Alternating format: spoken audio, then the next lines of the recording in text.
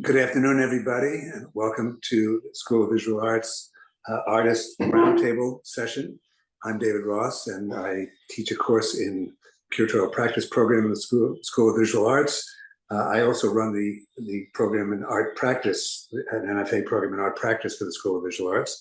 And today, actually, we have with us an artist who's going to present her work and her kind of the trajectory of her practice, and she also happens to be a faculty member of the art practice program. So it's my double pleasure to be able to introduce Beatrice Glow. Beatrice is an artist who works in New York and the Bay Area, and her work is in the service of public history and just futures.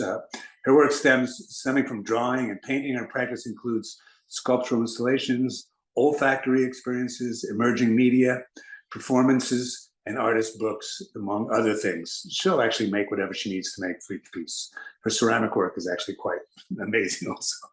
An American of Taiwanese heritage, she interrogates the visual language of luxury and power through Asian diasporic and anti-colonial perspectives. Working in alliance with indigenous culture bearers and co-laboring with researchers, her projects on the exploitation of botanical life reveal the contemporary ramifications of colonialism, capitalism, and inequitable trade networks. So it's my great pleasure to introduce to you Beatrice Glow. Take it away, Beatrice. Thank you so much, David. Good afternoon, good evening, everyone. Thank you for tuning in. I'm going to take over your screen now. All right. So my name is Beatrice Glow. My creative practice is about building history-informed just futures, with the understanding that art plays a critical role in our society as it allows for a space for reflection of shared histories and to reimagine the future that we want. As David mentioned, I was born in California in Muwekma Ohlone territory to Taiwanese parents. My maternal roots traced over 24 generations back to the southwestern mountains of Taiwan, in a region that was heavily impacted by multiple waves of European and East Asian colonialisms from the 17th century onwards. I always wanted to know about indigenous Taiwan, and when I was 11 years old, my father told me that I could one day find records on indigenous histories in the Netherlands. I didn't quite understand it in the moment, but in hindsight, that early conversation has, in a way, served as a creative research roadmap to uncover invisibilized histories. I dedicate the next about hour or so to sharing my journey over the focus on the past decade, grappling with these histories through multisensorial art making, allyship, excavating national archives, and following ancestrally guided paths.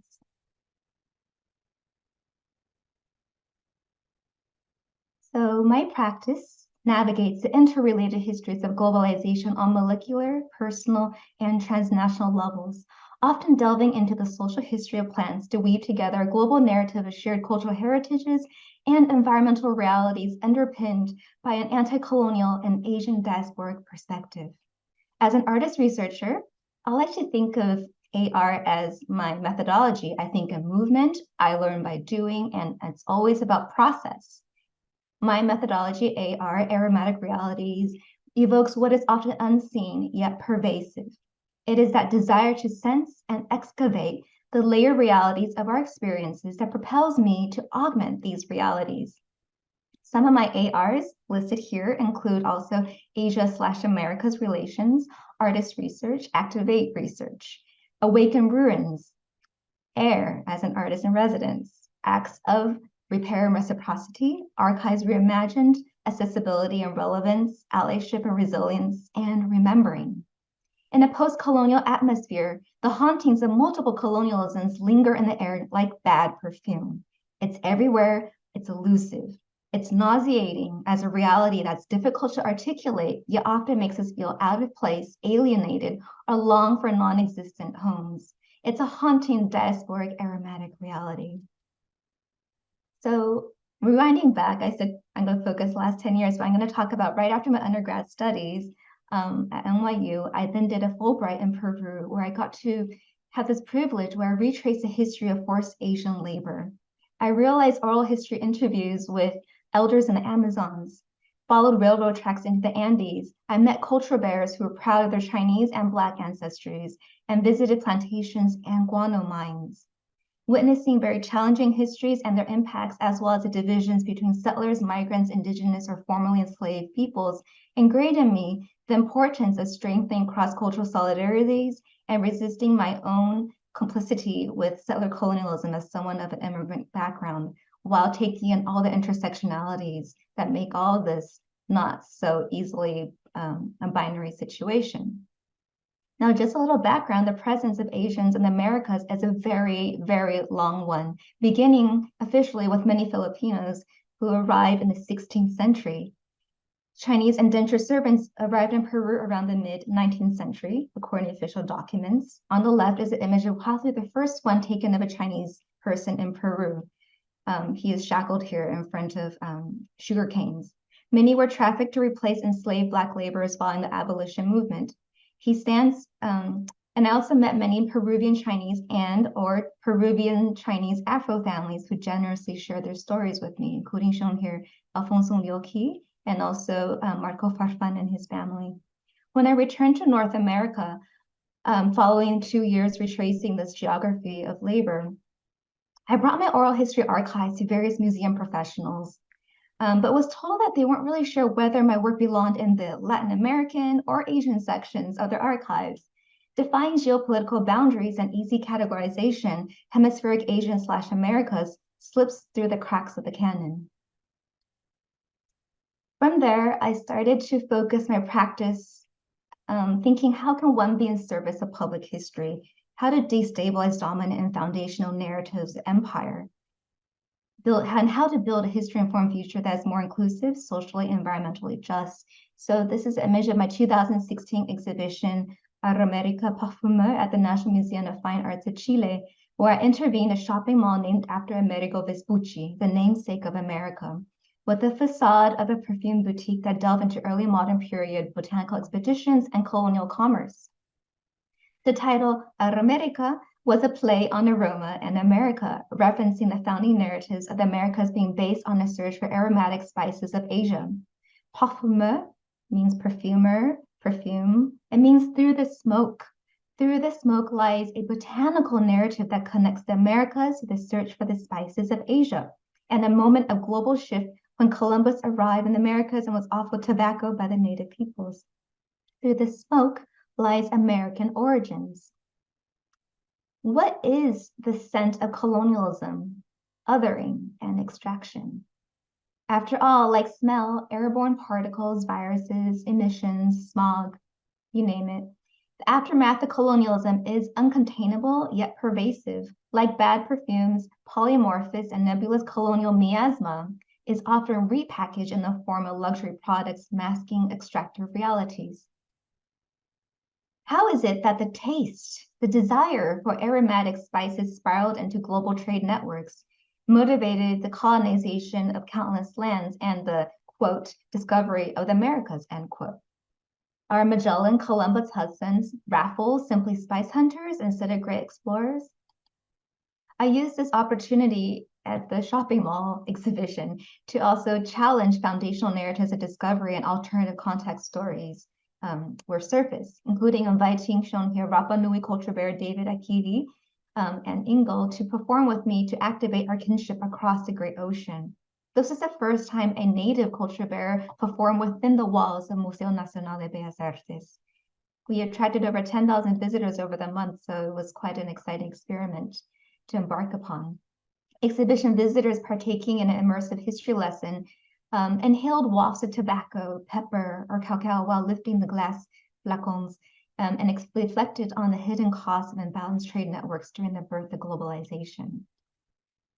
So I'm really excited to share that Oxford University Press just published a new textbook, This is America, Reviewing Art in the United States. And Aroamerica Parfumeur is in chapter 2 on early American history.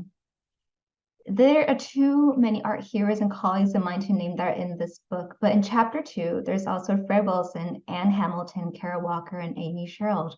This blast from the past the recent publication, is evidencing that all of our collective storytelling is really expanding the canon. So of the many spice route tales that I dove into in this project, the story of what I call El Picante, nutmeg and cloves, really held my attention for many years. Nutmegs once only grew in the Banda Islands of present-day Maluku, the eastern part of Indonesia, very close to Papua and north of Australia. The Banda Islands remain very hard to reach even today, but for centuries, Javanese, Chinese, Arabic, and Indian traders traveled to and often settled in Banda and the Maluku region. It was truly a cosmopolitan place in the earlier civilizations, prior to the arrival of the Spanish, Portuguese, Dutch, and the English. And it was even centuries before Raffles even brought nutmeg mania to Singapore that this was all happening and unfolding. Just as much as there was a very robust westward bound trade route of nutmegs and cloves in the Indian Ocean, there was also a northbound Manila route of Chinese junk ships dating back to the 9th century that was evidenced by documentation of cloves being used in the Chinese courts to freshen up their breaths. So this image here is Rouen, the most far-flung of the Banda Islands. It was England's first colony, believe it or not. In the year 1667, the road map was redrawn when the Dutch traded the island of Manhattan for the English colony of Rouen in an attempt to monopolize the nutmeg trade. This momentous land exchange of New York for Rouen, of the Banda Islands over spices, precipitated change that set in motion unstoppable waves of displacements, migrations, and laid the groundwork for economic systems that continue to shape our lives till today. My first creative response to this history was to make an installation Manhattan tea room with bloody Delaware referencing this history, but it was also the red reference to mace, the red web that envelopes the nutmeg. Delaware is typically blue and white ceramics that are now considered a traditional Dutch folk art form, yet it has origins from an admiration for Chinese export porcelain.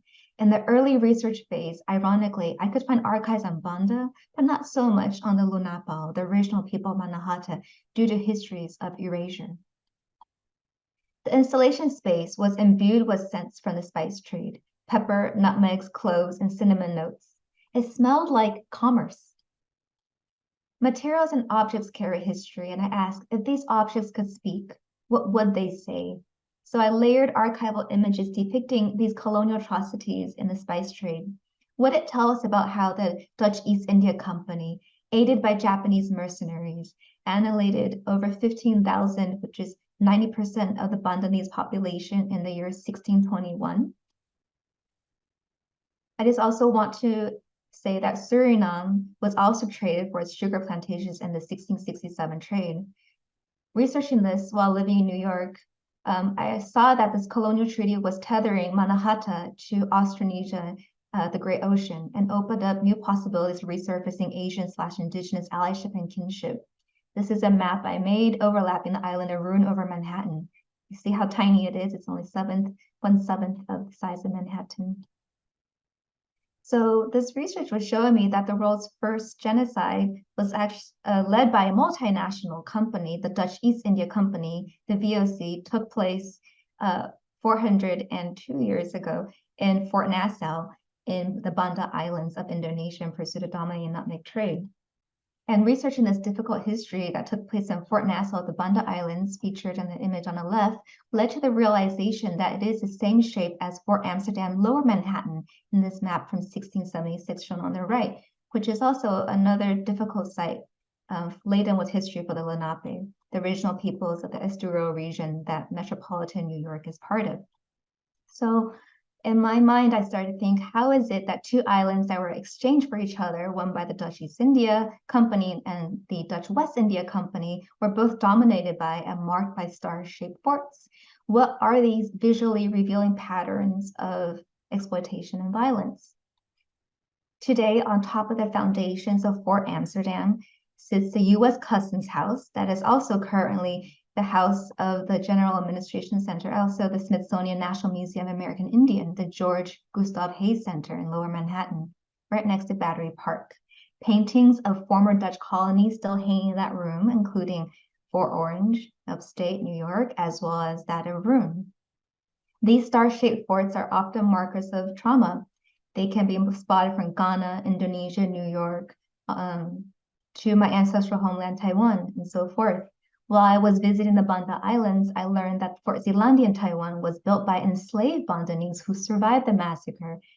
Between 1622 to 1630, over 181 Bandanese people were enslaved in Taiwan. Not far from Fort Amsterdam U.S. Customs House is the Statue of Liberty that also sits on top of the star-shaped fort wood. How did these star forts come to dominate colonial landscapes? Back to trade routes, the introduction of Chinese gunpowder to Europe created forceful smoke that led to the invention of star fort architecture to strengthen the defense of citadels. From the 16th to the 19th centuries, like viruses, they replicated wherever Dutch, Portuguese, English traders, military forces prevailed. Star forts are the afterimage of gunpowder, metaphorically speaking. This is in Palmanova, Italy in 1593, one of the earliest models. Gunpowder smoke heralded in these earlier forms of panopticons, bastion forts that doubled as trading posts and spice warehouses. This is Fort Belgica and the Nutmeg Ridge Banda Islands. This is Fort Jay on Governor's Island, New York City. This is Fort McHenry in Baltimore, the Star Fort referenced in the Star Spangled Banner, the American national anthem. And then, of course, there is the Pentagon that takes on the same form. And the shopping mall in Shanghai, which is possibly the ultimate icon of extractive economies if we think about this circle of this, the kind of life cycle of this form. And this is Citadelle de Lille, a star fort in northern France. And in the past about 5 years, or 10 years, it's been reappropriated as a far-right symbol by Génération Identitaire that sees the star fort as a symbol of defense for whiteness, when in reality, it also has a history of military offense against people in Africa, Asia, and the Americas. In reflecting on the star fort shape as a recurring motif in my work, I realized that my first visit to one of them was actually in Ghana during my undergrad studies. We visited Elmina Castle that was originally built by the Portuguese, the Dutch, and the English, who all used this fort to hold captive and traffic countless Africans across the Atlantic to the Americas. The unspeakable horror and brutality that transpired within these walls shook my inner core as well as those of my fellow classmates during the visit. But the star symbol, while it's been reappropriated into a sinister, divisive, and even painful motif, can also be a regenerative one.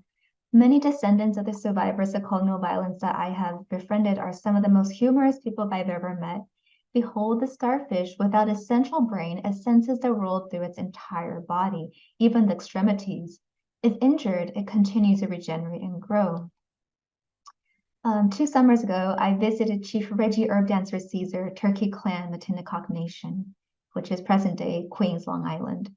He's also a healer, and he said that humans have also these 5 points in our bodies. We have a head, 2 arms, and 2 legs. The acupuncture diagram in his office explains the healing elements of fire, water, metal, wood, and earth, and they're also all arranged in a pentagon form. So perspectives are really important. And this helped me start to create a body of work called Flowers and Forts series, where I take poisonous flowers that also have healing properties to form pentagon shapes. And I do drawings and I print them on textiles and I add embroidery works on top. So in the year 2017, I had this amazing opportunity to travel to the Banda Islands. I wanted to show you a quick snippet of a video. I won't play the whole thing, but it's of Rudy Fofide, who's a renowned Moluccan poet who traces his roots to the Banda Islands, where his ancestors escaped Dutch violence. In this video, he performs a poem in Fort Amsterdam and Hila village, Maluku.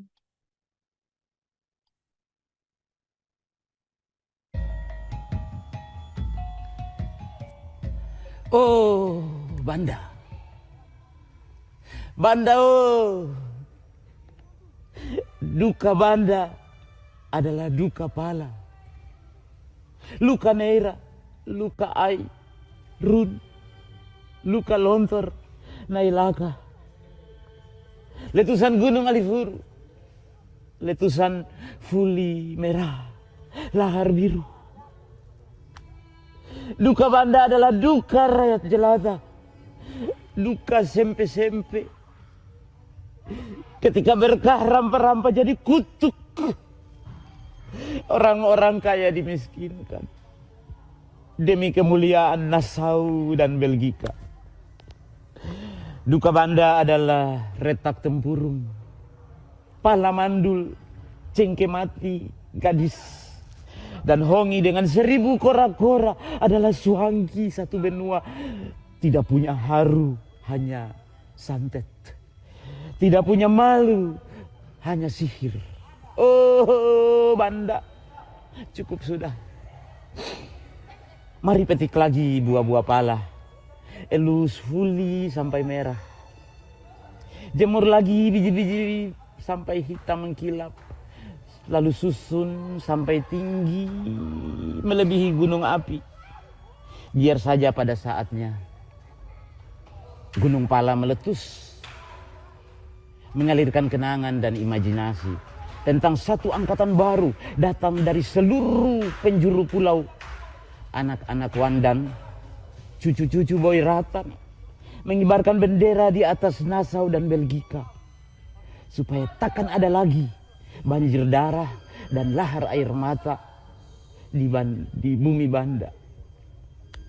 Ambon, 3 Maret 2017.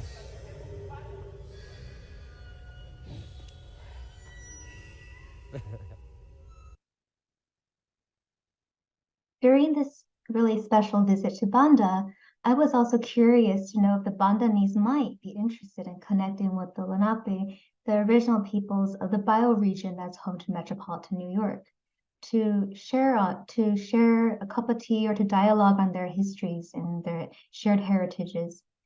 During this time, I was also an artist in residence at New York University's Asian/Pacific/American Institute.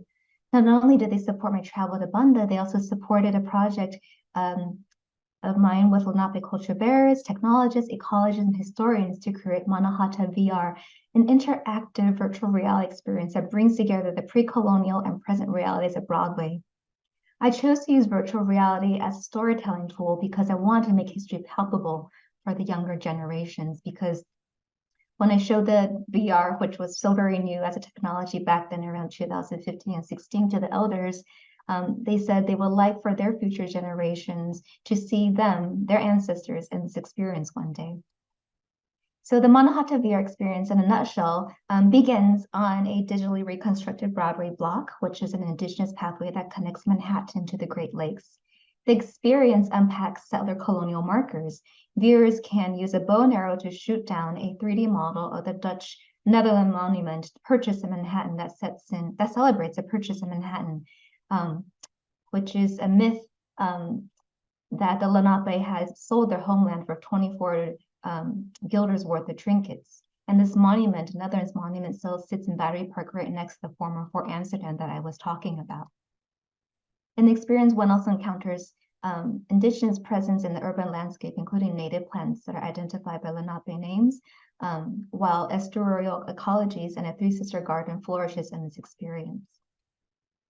I was really inspired by my encounters with Rudy Fofid, and I often thought about how the shared heritages and fates of Mannahatta and Banda could also teach us about the implications for our living world. So when I told some of the Bandanese friends about how Mannahatta was actually once a biologically diverse island prior to the arrival of Henry Hudson, they joked, let's swap our islands again. In a way that inspired me to think about a portal, opening a portal between Rouen and Manhattan. Not just to remember a colonial treaty that forcefully connected the fates of these communities, but also about honoring our shared histories in between all the extreme ends of the world. It's about strengthening our cultural fabric that carries us through our collective survival in face of the challenges of environmental justice. It's also about building a public commons of understanding. In 2021, with my Banda working group, a group of scholars based between the US and the Netherlands, we launched an international roundtable series called Banda 1621 to 2021 to commemorate 400 years of the Bandanese genocide and connect community culture bearers and stakeholders.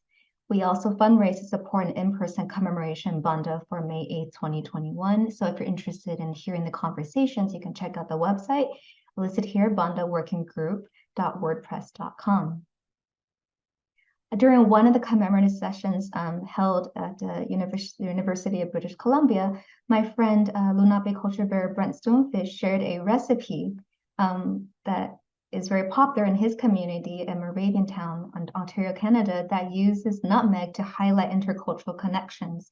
And it really showed us how sweetness can also evolve from a really bitter history. So these previous bodies of work linking Banda and Manahacha through the story of commodities and following the spice trails led me to also work with another really important plant that's foundational to American and global trade histories, tobacco. A really widely misunderstood plant, tobacco is a sacred Native American plant that upon European commodification led to the English financing the floundering colony of Jamestown. This set forth a violent chain of events, including the dispossession of Native peoples, the creation of nightmarishly successful plantation economy powered by enslaved peoples trafficked across the Atlantic. The affluence of a very few planters and merchants was tied to the labor of countless enslaved peoples. Rising smoke, once a line of communication to the creator, ironically became the interwoven fibers of an inequitable global economy. This plant went on to become the first global currency that was used to trade for goods in ports as far as China and Japan. In Chinese, its mesmerizing smoke is dubbed Jing Si Yan, meaning golden silk smoke. Golden silk smoke interwove a global market as tobacco was used for trade across ports to purchase luxury products and even enslave other humans. It also inspired decorative art forms. Through inhalation, people exchanged with a sacred Native American plant intimately across vast distances. Golden silk smoke traveled aboard the Manila-Acapulco galleon trade, also called Nao de la China, which connected Asia, Europe, and the Americas since the mid-16th century. They must have included mantones de Manila, or the popular Spanish silk shawls that adorn the Spanish Sevillana woman. Mantones de Manila, now seen as a beloved traditional Spanish dress, were originally made in China, or southern China, traded in Manila, then under Spanish colonization, before journeying onwards to the Americas and Europe. In 2017, I was invited to exhibit at the James B. Duke House, a millionaire row mansion in Manhattan's Upper East Side, diagonally across from the Met, next to the French Embassy, which is also the former family home of Doris Duke, the heiress of the American Tobacco Company. So as you can imagine, this mansion was built from the revenue generated from tobacco sales. I exhibited a series of digital prints on silk that each tell a social history of a plant that transformed the world while taking compositional design cues from the Mantones de Manila. This piece shown here is tobacco, where a red-faced pinup irreverently blows tobacco smoke at ships filled with slave people in reference to the horrors of the transatlantic space. This is another view of another piece of the installation. This one is Banda Islands, Archipelago, Nutmegs and Cloves. And befittingly, it's in the mansion's smoking room. For the public program symposium, it was called Empire Smoke, Legacy of Tobacco. I invited Lenape elder George Stonefish, who actually grew up in the Upper East Side, to do a smudge the Duke House. We also invited historian Gunjan Singh Gupta to speak about tobacco and enslavement in America. After this exhibition, the house that rose from smoke, I spent a lot of time trying to grasp this concept. I researched at the Smithsonian Institution, looking at the visual culture of tobacco smoke as a sacred medium, a luxury item, as well as the heteropatriarchal puffs in the smoking rooms where decisions were made by the elites. This process opened my eyes to many forms of polymorphous emissions, including the usage of smoke in rituals and prayers for moments of transformation and worship. It also brought to the forefront the gunpowder that transformed military tactics for land domination, the steam vapor and coal factory smokestacks, greenhouse gas emissions, the smokeless smoke of vapes, and vaporless digital clouds, bombings that replaced peace pipes, pepper sprays attacking protesters and migrants, Mediatic smoke and mirrors are nebulous present. So I started to also train in virtual reality sculpting while thinking about aromatic realities such as spice, smoke, and smog, which seem like icons of the Capitolocene, a term used to describe our present geological time period impacted and shaped by rampant capitalism. I reinterpreted colonial-style clay pipes, snuff bottles, jars, and even a vape pen to reflect tobacco harvesting's fraught role in American history as both foundational for the colonial economy and a major driver for enslavement. I understood sculpting in VR and creating physical objects printed from this process as a meditation on the Marx quote that all that is solid melts into air. By printing digital files of tobacco paraphernalia into physical existence in a way solidifies conceptual ethers into physical reality. It's about spectacles, facades, veneers, and fakes. It's also about how our thoughts and our imagination lead to reality. After sculpting in VR and then 3D printing the objects, I go through a painstaking process of painting and sanding and polishing them. I continued between 2020 to 2022 and even now to make tobacco-related objects based on archival research on the Smithsonian National Numismatic Collection, where all forms of money and currency are stored in this gigantic vault where I got to sit and research. This clay pipe here that I made, or reference glued clay pipe, has a reference image from an obsolete $2 banknote from Timber Cutters Bank, Savannah, Georgia, US. And the image shows a smiling Black woman carrying a child with tobacco leaves on her apron. I wanted to reflect that in the object's history, so I printed that piece. And on the reverse side was an image of George Washington that was also commissioned for the US Treasury that I found in the vaults. Vape and e-cigarette global sales are currently skyrocketing. So what does it mean when smokers are burning through money that then evaporates into the clouds? Vape's ashless smoke is a departure from the rising smoke of an ancient sacred plant. As people plug their e-cigarettes for charging, they draw energy from the USB ports, and it seems like the smoke that they send up are metaphorical clouds, and that the emails that we send to satellites are like digital prayers that guide us further into a future far from the land-based cycles of tobacco cultivation. What are the future smoke signals beckoning? I also combine military colonial images on these objects that link the tobacco industry to its violent past. Star-shaped fort ashtray channels cigarette ash into the heart of a military fort. Amsterdam-based curator Raoul Balai captioned this piece, "Smoking Kills." The smoke clears and it reveals a star fort to see the history for clarity for our future. This process of interrogating the visual languages of luxury and power derived through the exploitation of botanical life has been a multi-year journey, and stitch by stitch, it came to fruition in the form of my 2022 exhibition, Once the Smoke Clears at Baltimore Museum of Art. Here is the piece. It's a toy parachute installed and part of the show at 8 feet wide. I was thinking about how during World War I, parachutes were made from silk, actually. And I thought an opulent silk parachute referencing tobacco can draw connections to the ill-begotten wealth of military conquests and unfair trade networks. The smoke clears towards the center to reveal a military star fort like that of Fort McHenry in Baltimore. It's also a symbol of wishing for a safe landing. While the work initially appears as a celebration of opulence, closer inspection reveals the cascading impacts of colonial trade networks that were inequitable. This opportunity for BMA came about following the Smithsonian research. And in 2019, BMA invited me to look at its collection, including Chinese tobacco accessories. In the 16th century, tobacco arrived in China through vast trade networks across the Indian Ocean and the Silk Road that connected Asia to the Americas by way of Europe.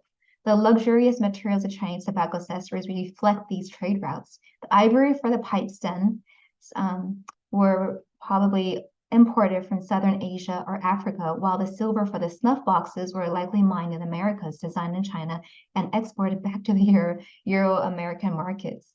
So I responded with these golden silk smoke, responded by making golden silk smoke tobacco snuff bottles. My designs were influenced by Chinese snuff bottles as well as European snuff boxes and scent bottles. Gold, a material historically used to lavishly embellish European decorative art objects, has further meaning in these creations.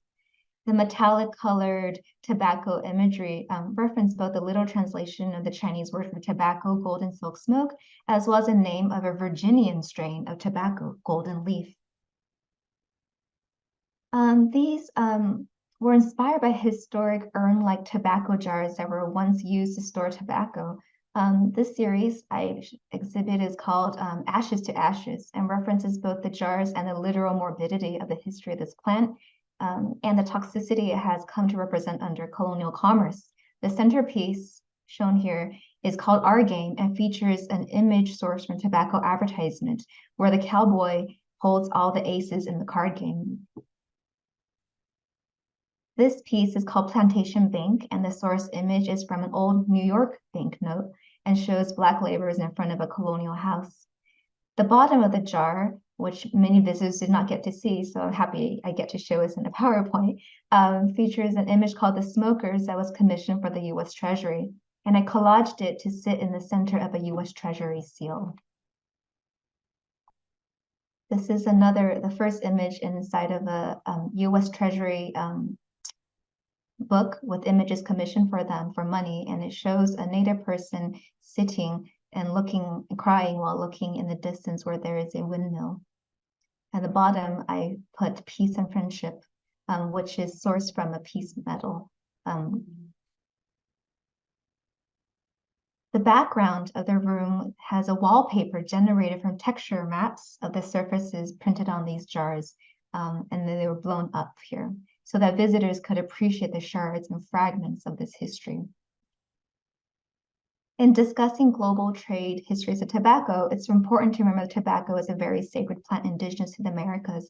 BMA's curator of indigenous art, Darian Turner, showed me that much of the work in BMA's collection is related to tobacco came from the Great Plains. So we also got this opportunity to reach out to Jessaray Growing Thunder, a Dakota Nakota scholar and bead worker, to learn about the Lakota collection. So these two tobacco pipe bags were selected following our discussions and were displayed beautifully in the exhibition. It was such an honor to have them.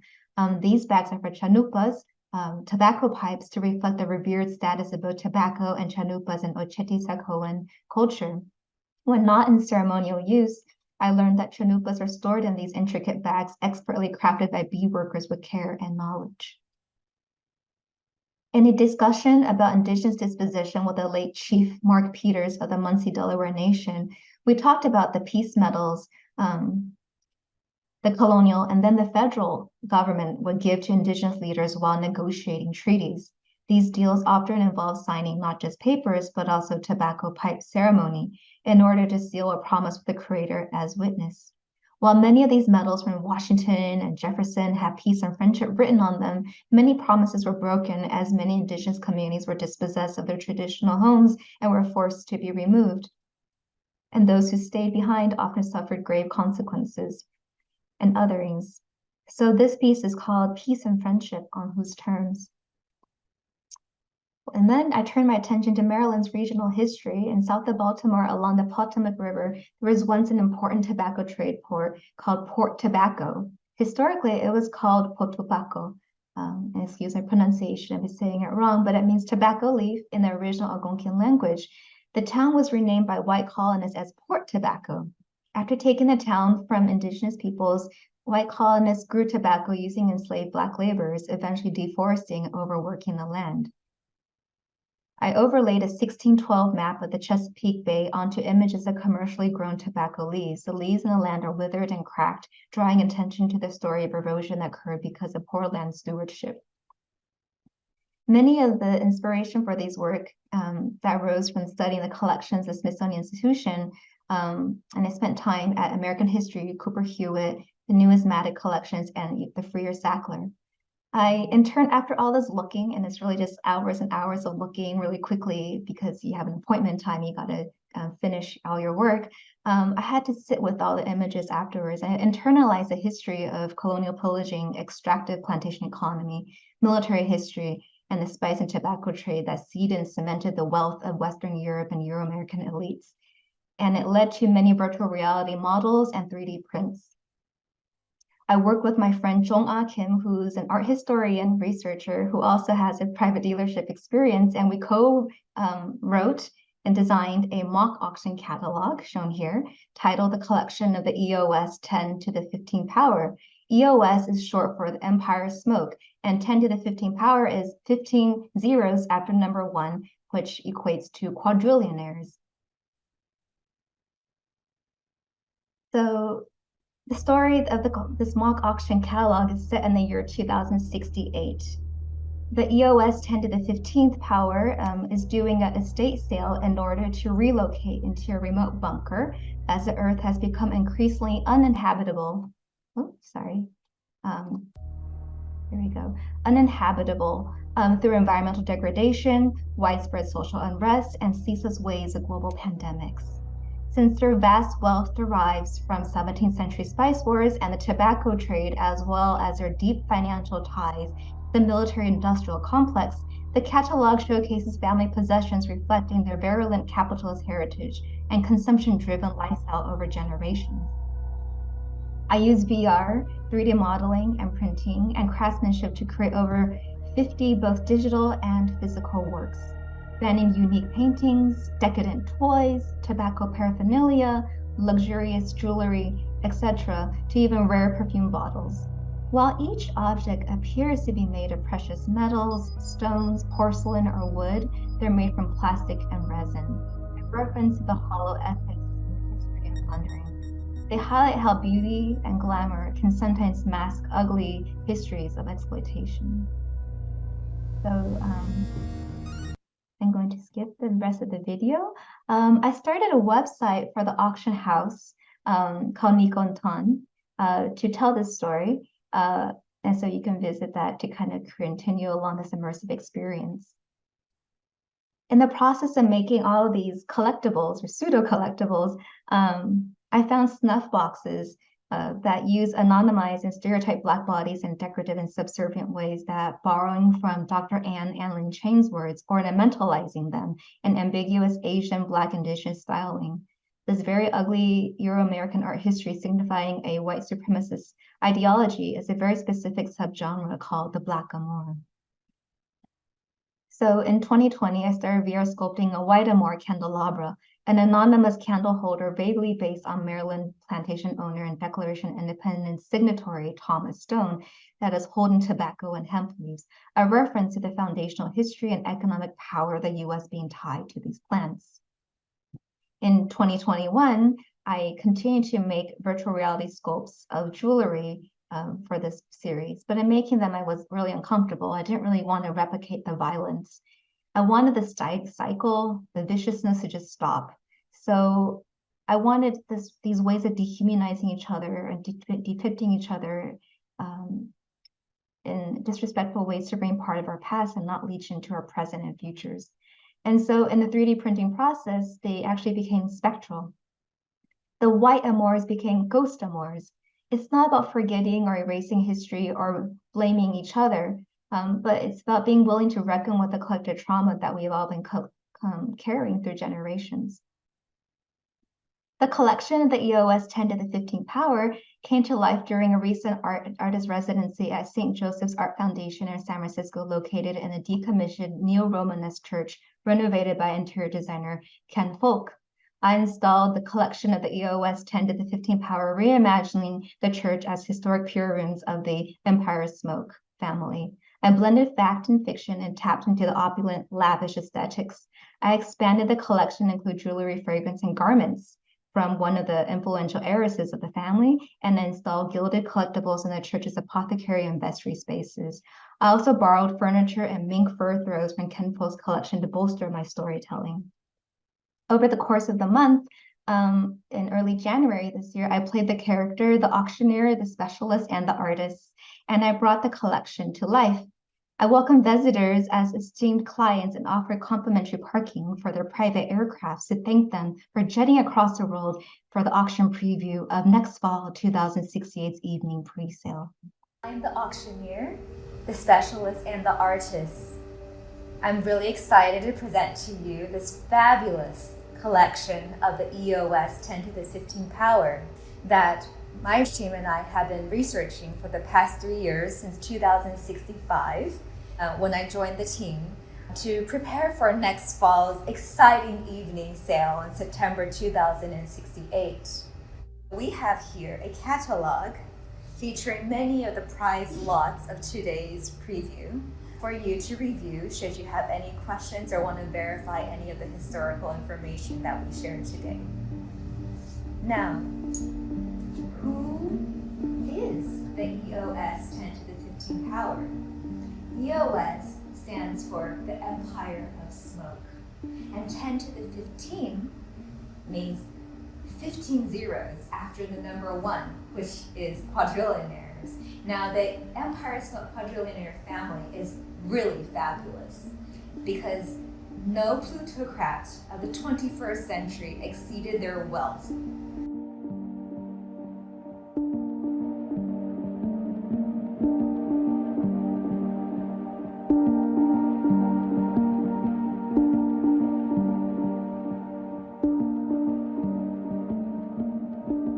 How did they make their wealth, you may ask?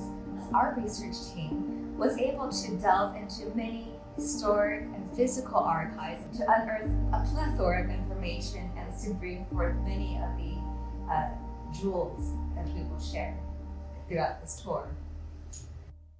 So you can imagine I had a lot of fun improvising and performing, and I'm hoping to continue to build upon this project. Here are additional images of the space in the vestry. The cabinet featured objects of the family's military investments and toys.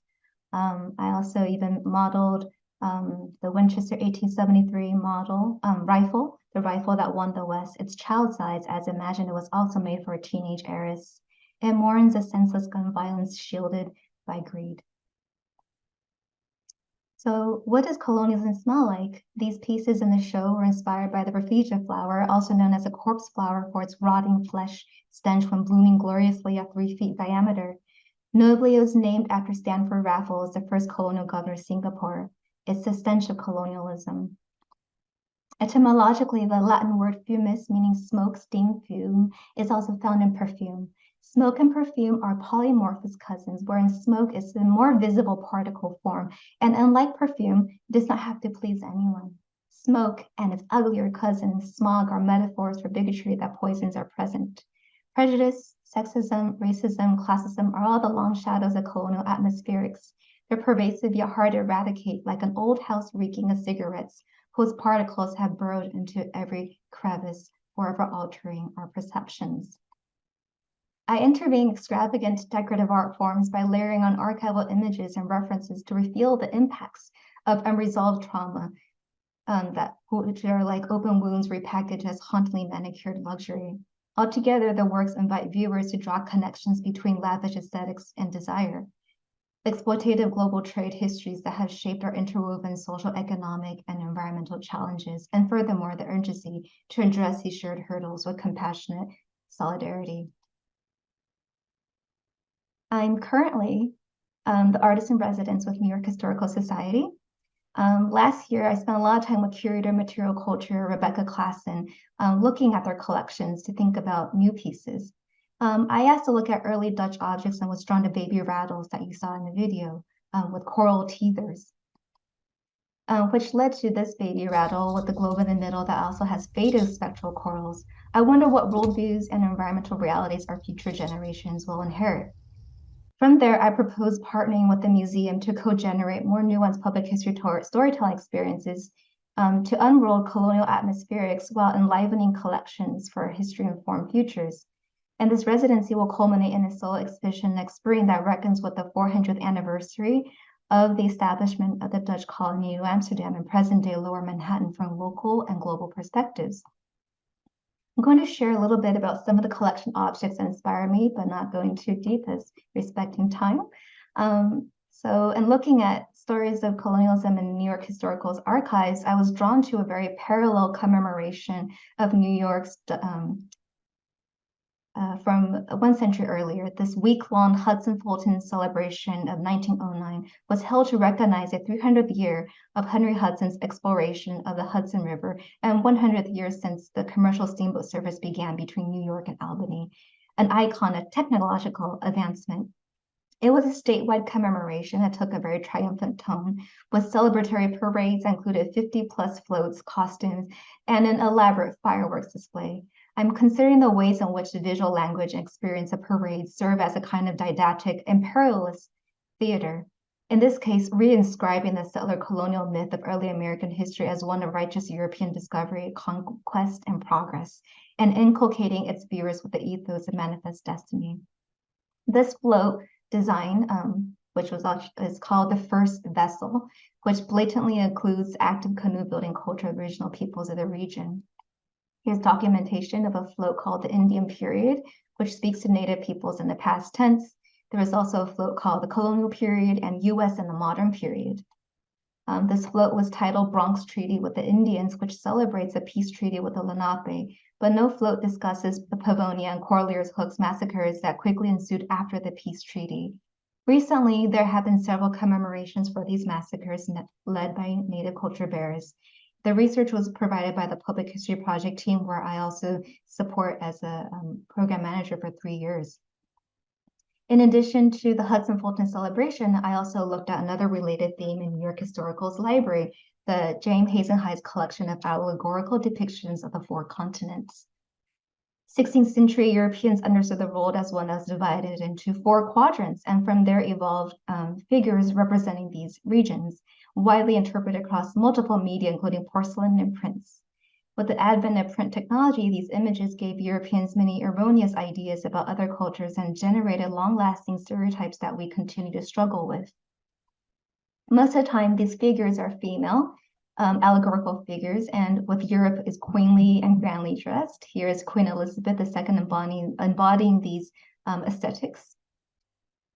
Asia is often fully dressed, but in very opulent style and textiles and carrying incense or a fan. Africa and Americas are often shown barely dressed, if anything, and Africa is often shown associating with the devil. America, here also shown barely dressed, is often surrendering, conquered, and objectified. This piece is titled America Groans in Distress. After looking into collections, I started making works. This is a VR sculpted piece I made after learning about Pax Hollandica Dutch piece, referencing the 1635 Dutch pacification campaign of Formosa, today's Taiwan, and the region I traced to.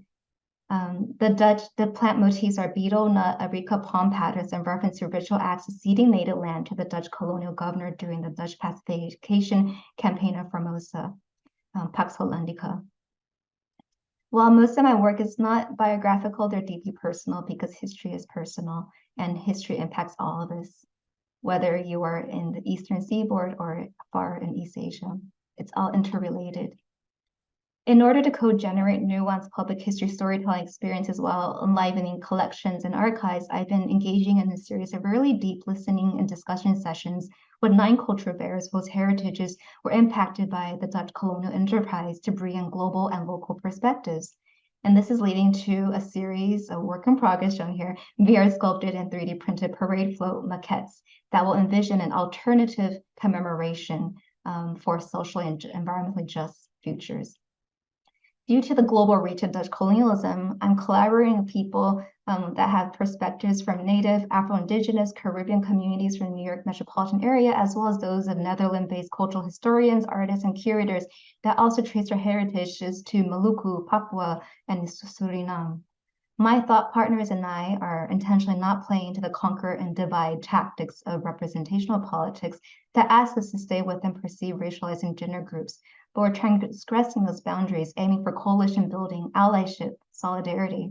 We're here for the long game of generational narrative change. I want to give you an example. This piece was made with Lunapal culture bearer Brent Stonefish. We redesigned the New York City seal from Lunapal cultural perspectives. reflecting traditional matriarchal heritage, the men, windmill, menacing eagle, and barrels are replaced with a Dutch and Lunapa woman teaching children about the tree of life.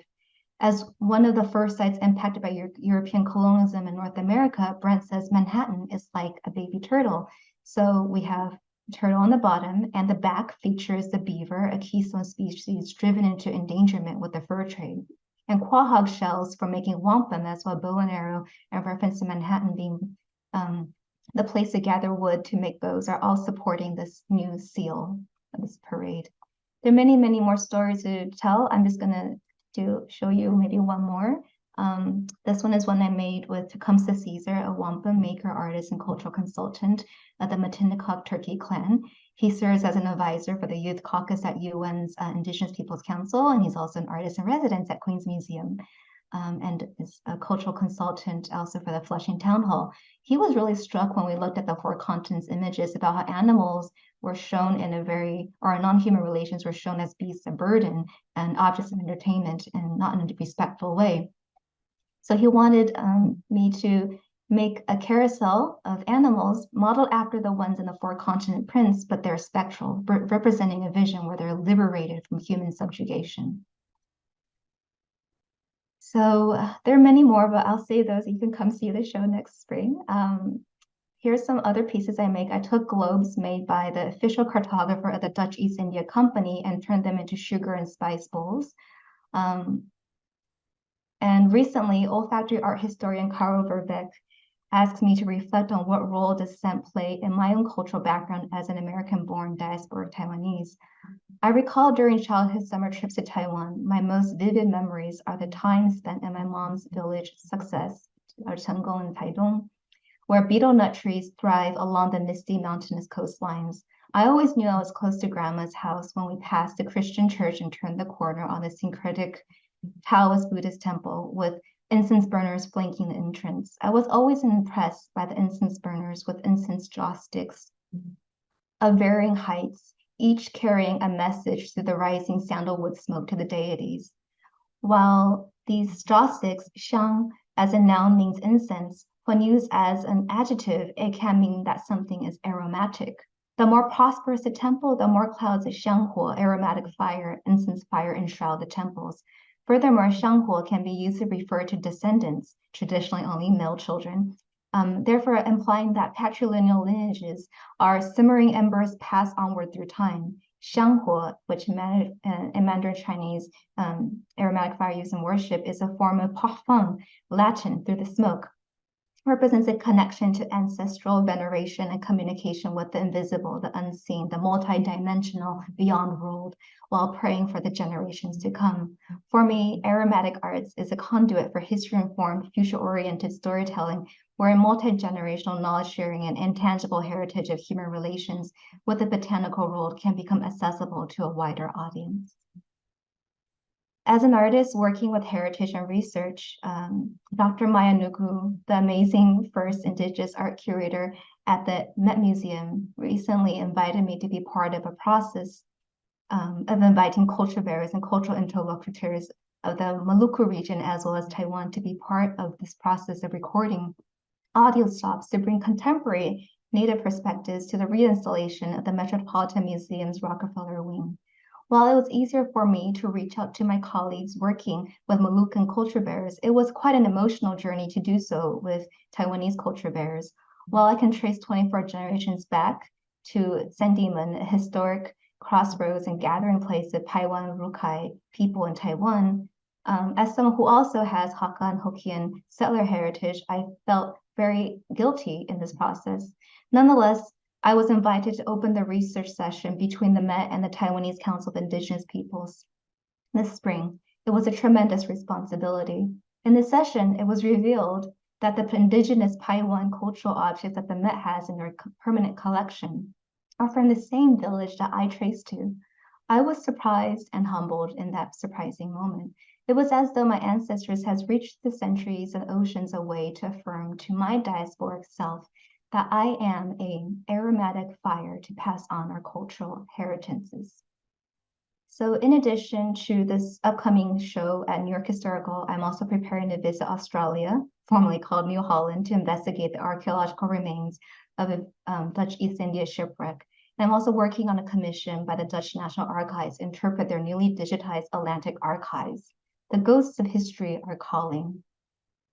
The next few years is peppered with many major anniversary dates. 2024 marks not only the Dutch settlers arriving in New York, it also marks 400 years of the Dutch building Fort Zeelandia in Taiwan. Then in 2026, it's going to be 400 years since the urban myth of the purchase of Manhattan was proliferated, where the Dutch claimed they purchased Manhattan for 24 guilders worth of trinkets from the Lenape. 2026 will also be 250 years since the US Declaration of Independence. We will continue to face challenges to uncover and tell difficult truths in divisive times, but it is a path towards reconciliation and possibly reparations. And quoting Winona LaDuke, perhaps a time to flip the script for a declaration of interdependence and welcome more regenerative and compassionate narratives about shared heritages and environmental futures in our shimmering aromatic world. So thank you so much. I'm right on the dot. I'm going to stop sharing my screen. That was wonderful, Beatrice. I learned so much from your presentations. It was really extraordinary, and I'm really looking forward to the show at the New York Historical Society next year. I wish it was next week, but I think we probably have a little bit of work to get done before that happens. So thank you for this presentation. We're going to end the public webinar portion of the program right now, and we'll meet in a minute or two on our private site with just the graduate students in the curatorial practice NA program. And to those of you who are interested in continuing to follow this series, next week we will have Andre Serrano as our guest, and I hope you will all join in again.